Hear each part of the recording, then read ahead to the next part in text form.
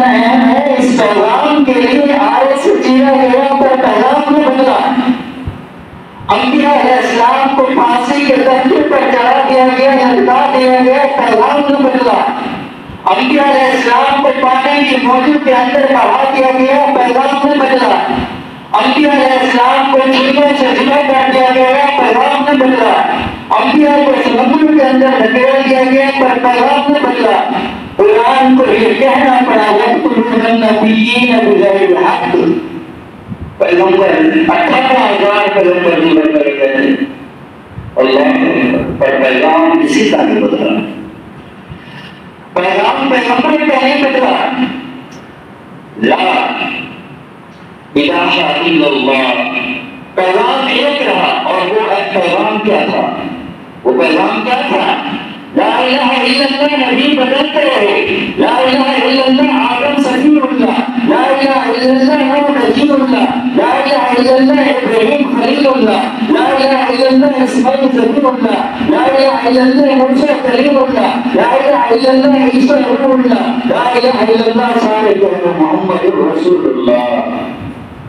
آپ نے دیکھا نبیوں کے نام بدل گئے، پیغام ایک رہا، نبیوں کا دور بدل گیا لیکن پیغام ایک رہا۔ معلوم ہے اس پیغام کے لیے 1,24,000 کم و بیش انبیاء کرام تشریف لائے۔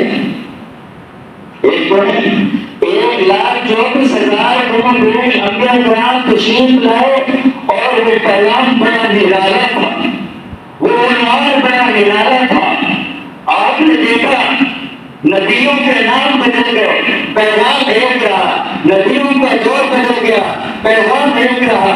معلوم ہے اس پیغام کے لیے کتنا قربانیاں دینی پڑی۔ اللہ اکبر، تو پھر ہم کیسے نہ کہیں کہ وہ پیغام بڑا نرالا تھا، وہ عنوان بڑا نرالا تھا۔ اللہ نے انبیاء کو اذیت میں مبتلا دیکھا، پیغام نہیں بدلا۔ 950 سال نوح علیہ السلام نے تبلیغ کی، ایک دروازے پر پریشانی اٹھائی، پر پیغام نہیں بدلا۔ ابراہیم علیہ السلام آتش نمرود میں ڈالے گئے، پر پیغام نہیں بدلا۔ زکریا علیہ السلام کو آرے سے چیر دیا گیا، پر پیغام نہیں بدلا۔ یونس علیہ السلام مچھلی کے پیٹ میں 40 دن رہے، لیکن پیغام نہیں بدلا۔ شیس علیہ السلام اذیتوں میں مبتلا ہوئے، لیکن پیغام نہیں بدلا۔ فرعون کا مقابلہ موسیٰ نے میدان میں کیا، پر پیغام نہیں بدلا۔